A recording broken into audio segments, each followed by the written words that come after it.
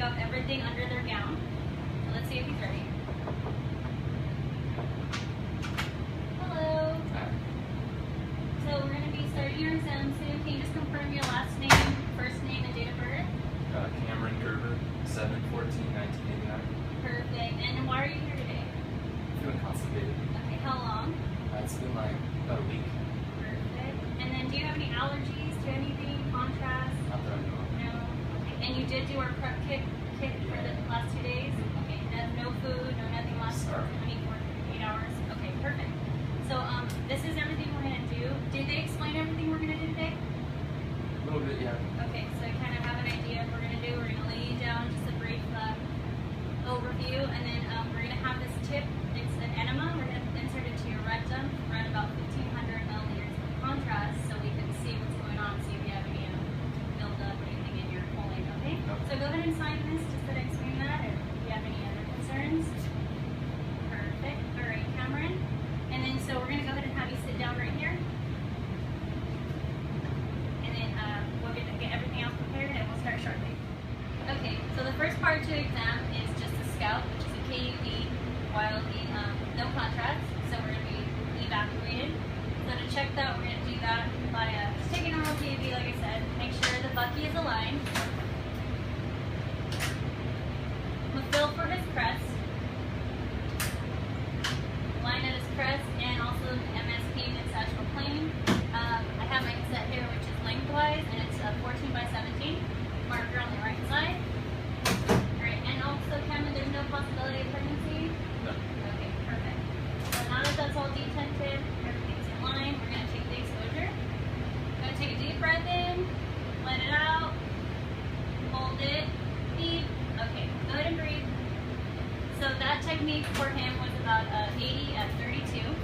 So now that I'm taking my cassette, I'm going to go run it by the radiologist, and then he will let us know if we're ready to continue with the examination.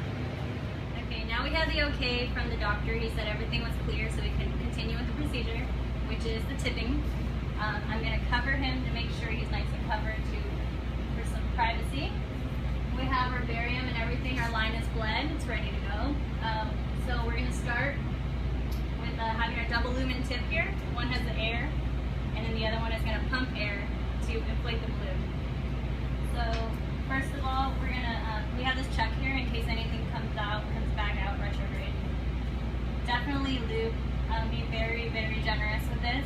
It makes it easier on the patient. Okay, and I'm going to start. Just open what you need. Go ahead and open. Sarah, go ahead and relax and take nice shallow breaths. So we're going to go ahead and start inserting. We're going to go about 1.5 to 2 inches towards the belly button. And then about 2 inches, well, no more than 4 inches total up superiorly. So once it's in, nice and secure, I'm going to have my clamp on. Inflate the balloon with one inflate.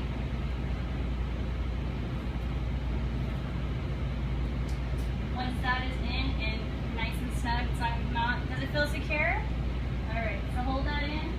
Now I'm going to go get the radiologist.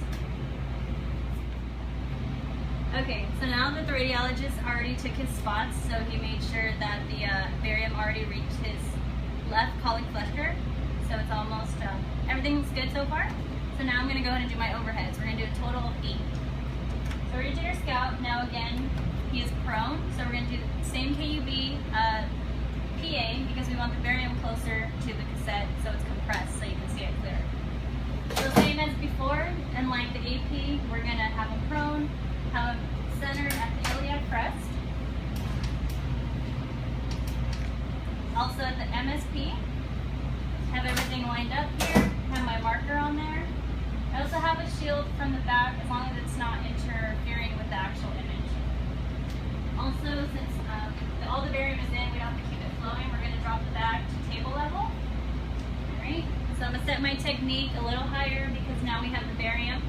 It's going to be about 80 to 100 to, we'll do about 40 to 50 up from the 32 mass. So Cameron, go ahead and take a deep breath in, let it all out, hold it, beep, okay, go ahead and breathe. Now we're gonna take that cassette, take it out, go run it. Now we're gonna get another one, which could be a 14 by 17 or it can be a 10 by 12. In this case, I'm gonna do the 14 by. Now we're gonna do our PA axial, which is going to take a picture of their sigmoid, and it's a long basement. So we're gonna put about a 30 to 40 degree angle, caudal angle. Again, I'm gonna match up my bucky with the light because I angled it. This time we're going to make sure the beam exits the as-is of his front. So everything looks good. Same technique, about 80 and then about 40 mass. So go ahead and hold your breath. I'm sorry, let it out. Hold it. Beep. Okay. Go ahead and breathe normally. Now that we took that image, we're done with 2 so far. I'm going to go run this and we'll continue. Okay, next shot, since he's already prone, we move the tube, and now we're going to do a cross-lateral table for a view of his rectum, lateral. Same thing, we're going to center right at the center of a mid-coronal plane, right at his crest. So everything's good. This time we're using a 10 by 12 because it's a smaller portion, so we're going to collimate nice and tight. I have my marker on there. He's on his right side. So we're going to go ahead and expose. So now that was exposed, I went up a little bit for my technique, well actually a lot, because now I'm going to about double it or more because of the contrast and because of the thickness and the density of the cross lateral. I'm going to go about 90 to 100 kV and maybe about 120 to 160 mass. So now that that's done, we're going to move on to the next. Okay, so now we're going to do our decubes. We're going to do an AP and a PA to look at air and fluid levels. I'm going to start with the right decube. His left side is up. Again, 40 SID. I'm going to center just like a KUB at the crest, right at the center, and at the mid-sagittal plane. Hands are up. He's shielded. Technique is about the same, about 90 to 100 or 80 to 90 kV, and also 40 to 50 mass to get through the variant. So Cameron, go ahead and blow out all your breath. Hold it. Beep. Okay, go ahead and breathe normally. Okay, so I'm going to take out this cassette, which is 14 by 17, run it, replace it with another 14 by, and I'm going to go ahead and do his next one. Okay, next, after our lateral decubes, we're going to go ahead and put him prone again and rotate them now for the obliques on their way to the PA decubes. That way they're not going back and forth. It's more comfortable and efficient for the patient. Again, be careful with the tube that it doesn't get caught in their legs. So I'm going to have my tube. It's lined up again to the bucky. It's perpendicular. This time we're actually going to have the patient oblique. So he is in an LAO. So he's going to be about 35 to 45 degrees up onto his right side. My CR is going to be more on his right side, which is his elevated side. So about 1 to 2 inches above at his crest. So 1 to 2 inches above the elevated side. So Cameron, go ahead and take a deep breath in, let it out, breathe. Sorry. Go ahead and take a deep breath in, let it out, and hold it. Breathe. Okay. So now we're going to do his other oblique. Go ahead, Cameron, and switch over to your right side.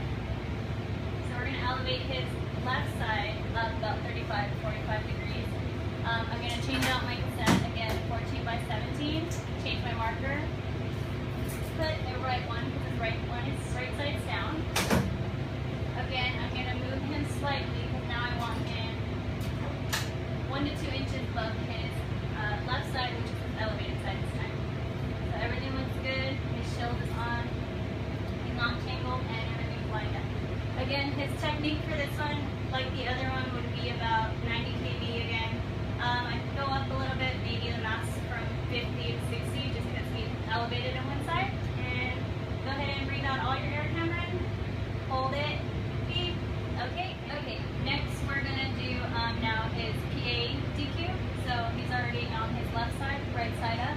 Also, again, to check his air fluid levels. He's straight. Same thing with KV again. It's gonna be at the iliac crest, mid-sagittal plane. He's nice and straight as much as he can. Also, be careful when they're turning around that they don't get this caught in their feet because they could pull out the tube and it'd be painful. Also, I didn't mention, but we would have a grid because since it's not in the bucky and it's a cross table EQ, we would make sure to have a grid on the set. So the same technique as the last EQ. Cameron, go ahead and take a deep breath in, let it out, and hold it. Beep. Okay, go ahead and breathe. And now I'm going to go run that film. Okay. So that's it for all our overheads. He's done. So next we will just take out the tip and drain them and take a posting. Now that we're all done, we're going to finally make them more comfortable by taking the tip out. So since this has already been drained back a little bit, we're going to drain it out completely. So we're going to put the bag into the trash. I put it in there, so it'll be below. And now I'm going to unclamp the Barium so it can fall through. Just wait a few seconds, let it make sure it comes out as much as it can. Okay, now go ahead and take a deep breath in, slowly pull it out. Okay, and it's out. And then we throw everything out into the trash. Alright, so Cameron, go ahead and roll over slowly. Take your time. We don't want you to get hyperstatic hypertension. Go ahead and step down. Take your time. Alright, go to the restroom and let me know when you're done evacuating.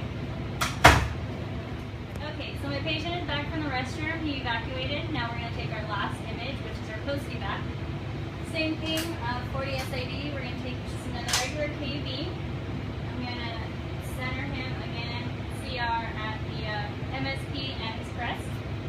So move it down a bit. Perfect. Now I'm going to shield him so it's not in the light field. Alright, so he's all good. Everything's set up, lined up, and we're good to go take the last one. This time we're going to go back down a little bit in the technique, so about 80 at 32 again to 40. But Cameron, breathe out all your air. Hold it. Beep. Okay, go ahead and breathe. The last image is done. We're just going to check this, and if everything is good, the patient is free to go. Okay, Cameron, so everything went good. So far, the doctor is going to review the images. Now for the after, I just want to make sure you go home, drink plenty of water. It's going to be normal if you see white in your stool. It's completely normal. Just keep drinking as much fluid as you can to kind of try to get that out and clear it out, okay? Do you have any questions? Good. All right, thank you. Thank you. We ran all our images. Now we're just going to go over them and critique them. We first started with our KUB scout, so we would have our marker here, and of course with this one we would mark scout. Just to make sure everything's empty. You see the air in the stomach and the intestines, so there's no contrast yet. For a good KUB, you want to see the pubic symphysis there.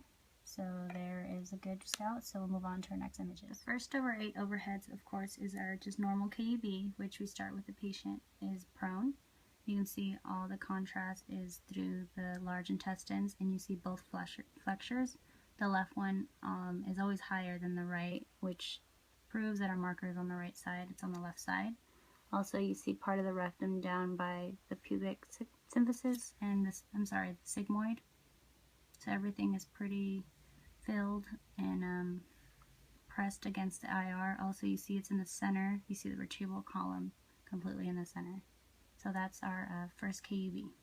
Here we have our PA oblique in the RAO position. You can tell by the rotation of the hips that it's an oblique, and also the right colic flexure is completely open and not superimposed over each other.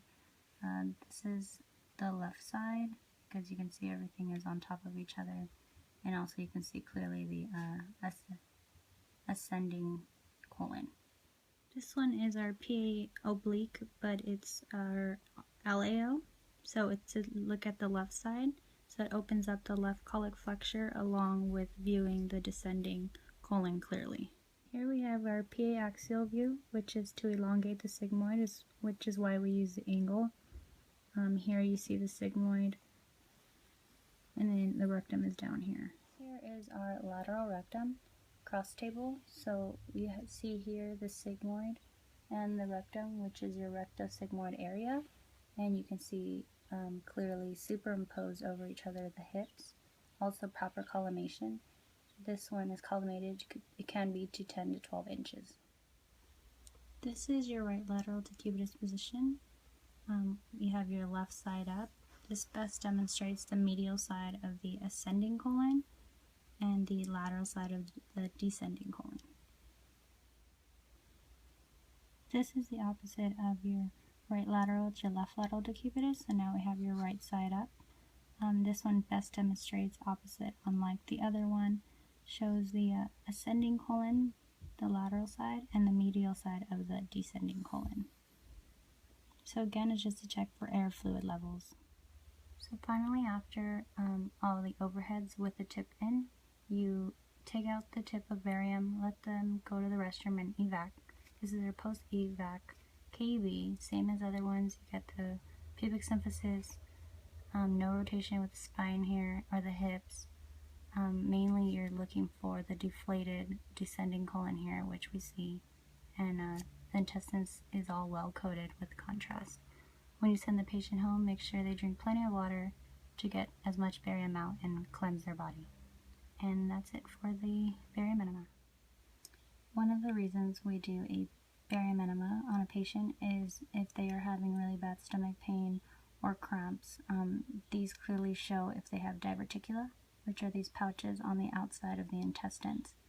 They can become very painful and cause cramps, and they come more with patients of older age, so it's great to have this procedure done to look for anything like that, because you'd want that taken care of right away.